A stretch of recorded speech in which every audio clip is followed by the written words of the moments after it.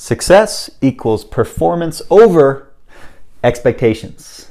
I'm very excited today to be talking about this specific part on managing expectations to increase your success. And I'm using pink today because it is 2019 and I can use whatever color I want. And because my kids dried up my other markers. How do you define success for yourself at work? Is it to make a lot of money, have a great work-life balance, get promoted, do meaningful and fulfilling work, find joy in the journey? All these things are great, but I can tell you, regardless of how you define success for yourself, your company defines success for you in one way, and it's a math equation. It's a math equation. The equation is success equals performance over expectations. Now, pretty much everybody focuses on this piece, increasing and managing performance. But too few focus on this piece, which is managing expectations. It's the ratio that matters. For example, if I'm performing at a 2 and an expectation of me is a 1, I'm doing awesome. But if I'm performing at a 3, even better, but my expectation is a 4, I'm hosed. That is why managing expectations is so important. If LeBron James scored 4 points in an NBA game, would he be successful? But if I scored 4 points in an NBA game, would I be successful? Yes. You want to be managing your performance and managing your expectations over time so that they both can increase consistently and one doesn't get too out of whack.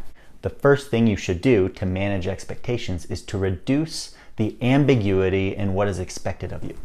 Typically at work, you have a stated expectation. Your boss says he or she wants something from you, but underneath that stated expectation, there's also this unstated expectation, all this gray area, or pink area in this case. Now, while this area is pretty straightforward in what is expected of you, this area is highly ambiguous, but real nonetheless. These expectations are still there. Your boss or your company may just not be telling you about them.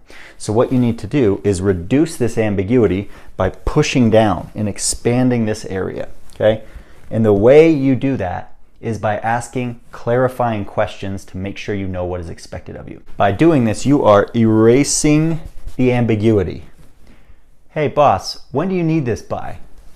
What is the difference between a B- and an A+ on this assignment? Have there been other employees that have done this assignment? And if so, how were they successful? Are there any mentors that might help me understand exactly how to succeed here?